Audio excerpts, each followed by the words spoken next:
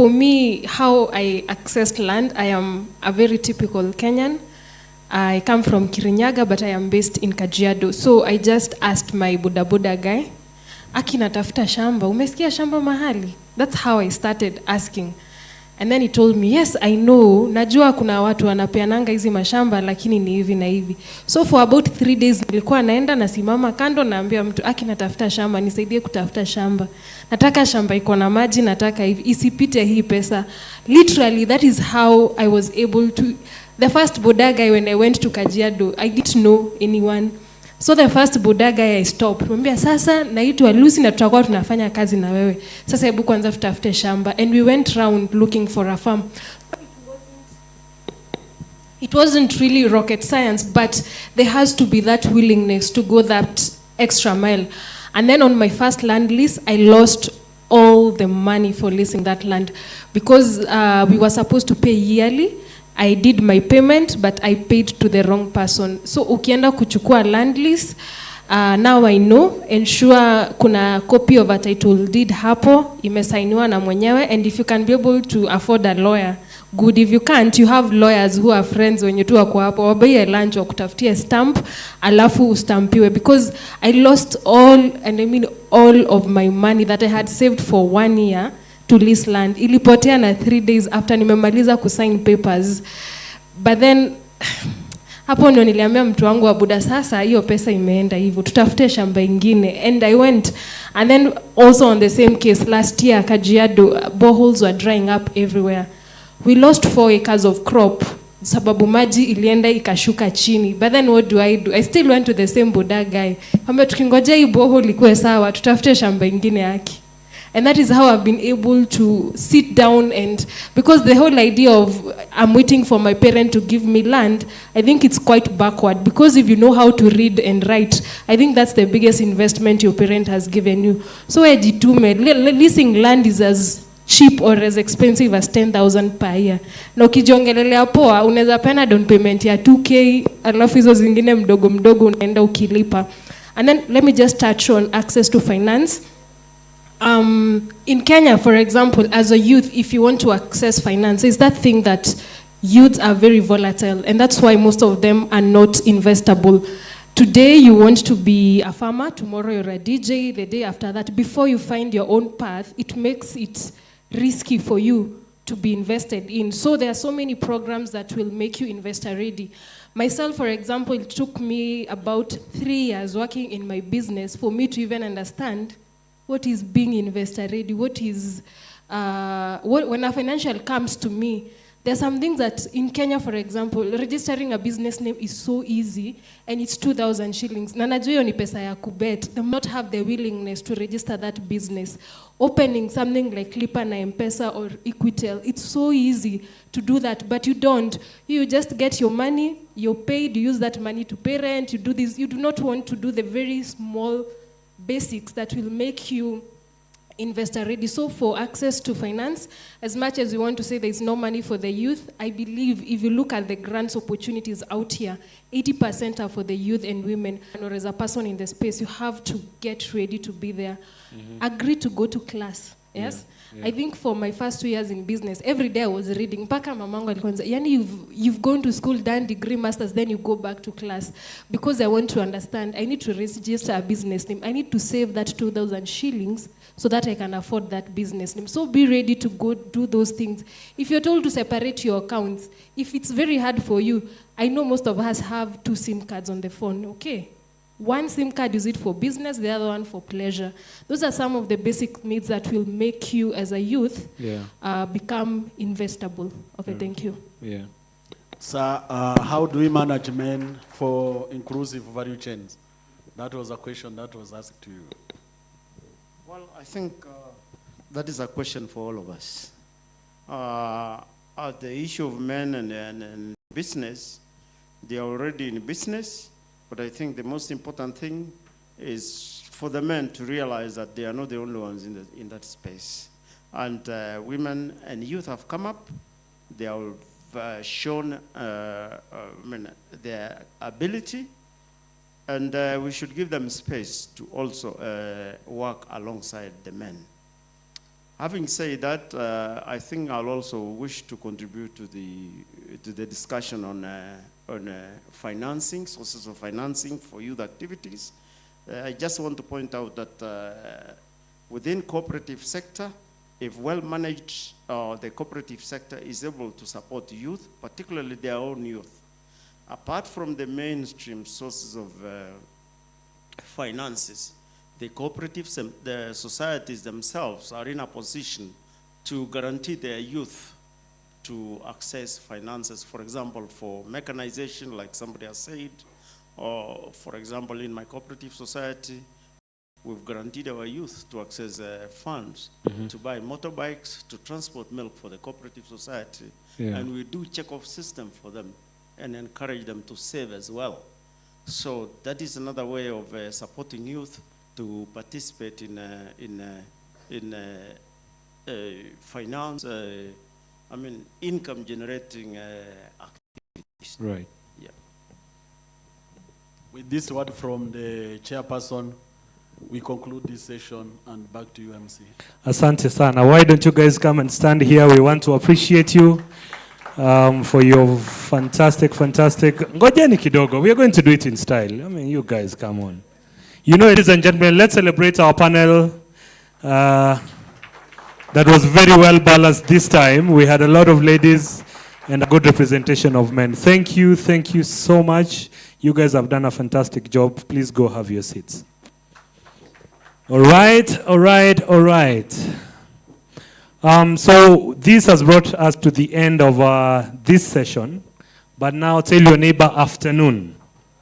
I wanted to come to a place where you can see me so that I can see your reaction. So tell your neighbor afternoon. Tell your neighbor afternoon. Tell them you're not ready. Actually, use the South African accent. You're not ready when. Tell them they're not ready when. So in the afternoon, we have our chief guest who is here, right? And we're going to have his speech, and then thereafter we're going to discuss something that all of us are very interested in. We have launched the Inclusive Business Club. What's next? All right? How can we plug in into the next sessions? How can we plug in into the business club? So I'd like all of us to come here after lunch. We exactly have 35 minutes for lunch. So let's go have our lunch. Don't go to the exhibition area yet. Please come back. When I come for you, please come back so that we get to start that session in good time and then have those conversations and then have clear outcomes on what we are going to do next, how we are going to plug in next, how we are going to benefit next. And then after that, then we can go back now to the exhibition and get those free things that we keep on paying for. Is that okay? If you are together, just give me a thumbs up. Great. Now, in terms of lunch, so we have 2 serving points for lunch. We have where we took our tea, that is at the exhibition area. And then we also have a serving area right here in the building at the main, I think, mess area. So you'll go through the main entrance of the building, turn left. So there'll be people to guide you. So you can either choose to go to this side or this side. Remember the word I used is either. Remember the word I used is? Yeah, so don't go to the exhibition and then come back for this one. Very clear. Is that okay?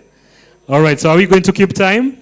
And please, when I come calling out for you guys, just come. Like, leave everything. You see the way the Bible says, when Jesus called the disciples, they left everything. So please leave everything and then come. Is that okay? All right, thank you. See you guys in the afternoon.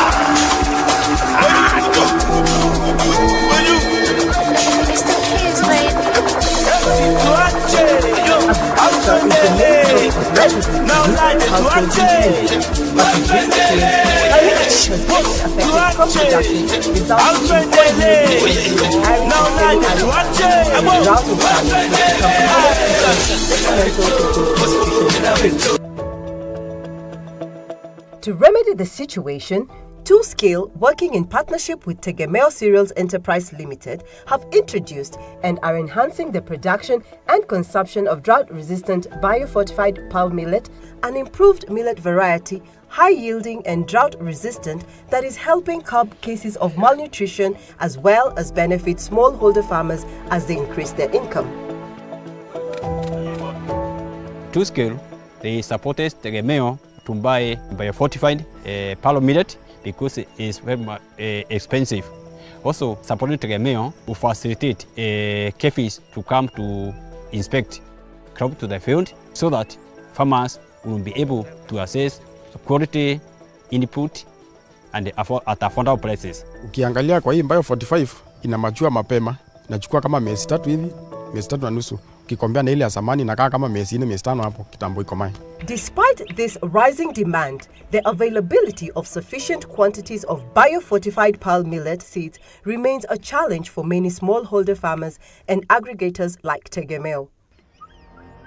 Seed multiplication of biofortified pearl millet seed is a viable solution to this challenge, and this is currently underway thanks to the Two-Scale and Tegemeo partnership in collaboration with Kenya Plant Health Inspectorate Services, KEFIS, who ensures production of quality seed is well adhered to initiate farmer-led solution towards adequate quantities of biofortified seeds.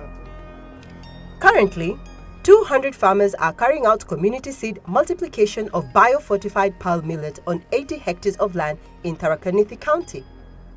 They use conservation agriculture, changing the narrative from poor production to better food sufficiency. Conservation agriculture entails to 3 factors. That is the minimum tillage of the soil, crop cover, and crop rotation. When these 3 factors are constant, the production is very high as compared to the traditional method of farming whereby when you come to road preparation, you plow all the area. But when you come to conservation agriculture, you only plow where you are going to plant. Wakati wa zamani tulikuwa tunalima ila na ng'ombe ama unalima na tractor, lakini wakati huu tunatandika kama ni hii manyasi na unakonsabu mchanga isiende kusiwe na erosion yoyote. Na inakuwa machue nini na manure ya kutosha. Inatusaidia sana. Hata ukipanda mbegu inapiki vizuri. To ensure the quality of the seed multiplied by farmers, the partnership has enlisted the support of KEFIS to conduct regular inspection for quality control. For pearl millet, we do 2 inspections. The first inspection at flowering stage and the second inspection at maturity, like for this one. We can look at the shape of the head, the color of the grain. Then another thing we look at during the inspection is the seed-borne diseases. If we have many number of off-types, we are able to determine whether to approve or decline the crop.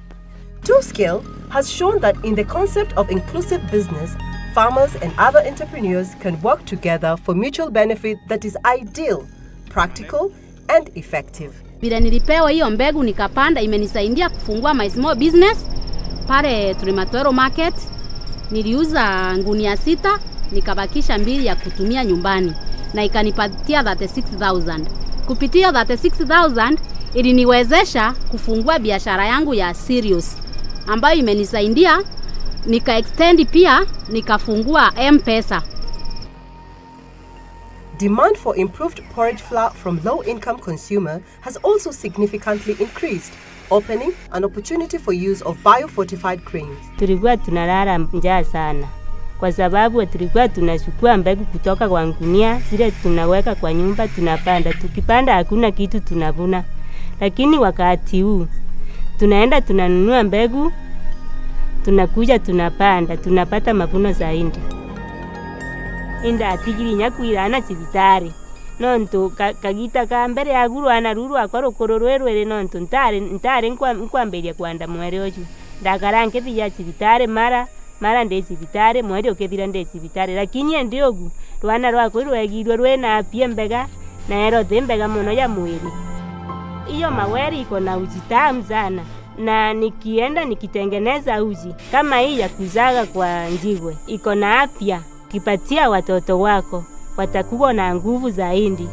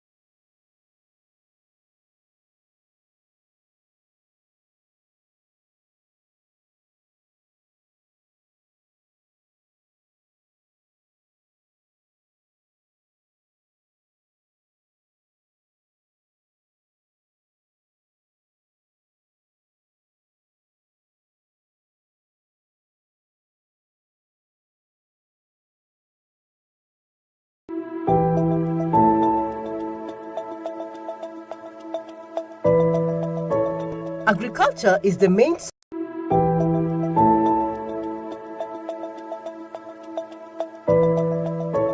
Agriculture is the main source of livelihood for numerous households in Kenya. But in recent years, climate change has greatly affected crop production, resulting in poor yields, especially in arid and semi-arid lands, where drought and famine has become a common feature, detrimental to food and nutrition security. Agriculture is the main source of livelihood for numerous households in Kenya. To remedy the situation, but in recent years, climate change has greatly affected Tegemeo Cereals Enterprise, resulting in poor yields, especially in arid and semi-arid lands, where drought and famine has become a common feature, detrimental to food and nutrition security. Millet variety, high yielding and drought resistant. To remedy the situation, two-scale working in partnership with Tegemeo Cereals Enterprise farmers as they increase their income and are enhancing the production and consumption of drought-resistant biofortified palm millet and improved millet variety, high yielding and drought resistant that is helping curb cases of malnutrition as well as benefit smallholder farmers as they increase their income. Crop to the field so that farmers to scale able to support the quality biofortified palm millet because it is Kiangalia kwa hii biofortified ina machua mapema. Inachukua kama miezi 3 na nusu. Kikombea na ile ya zamani inakaa kama miezi 4 miezi 5 hapo tambo. Despite this rising demand, the availability of sufficient quantities of biofortified palm millet seeds remains a challenge for many smallholder farmers and aggregators like Tegemeo. Miezi 3 na nusu. Kikombea na ile ya zamani inakaa kama miezi 4 miezi 5 hapo. Biofortified palm millet despite this rising demand, the availability is currently underway thanks to the biofortified palm millet partnership in collaboration with Kenya smallholder farmers and aggregators like Tegemeo, who ensures production of quality seed is multiplication of biofortified palm millet farmer-led is a viable solution to this challenge, and this is currently underway thanks to the two-scale and Tegemeo partnership in collaboration with Kenya Seed multiplication of biofortified palm millet, who ensures production of quality seed is well adhered to initiate farmer-led solution towards changing the narrative from bioproduction to better food sufficiency. Currently, 200 farmers are carrying out community seed multiplication of biofortified palm millet on 80 hectares of land in Agribusiness County. Crop cover, they use conservation agriculture, changing the narrative from poor production to better production food is very sufficiency. high as compared to the traditional method of farming whereby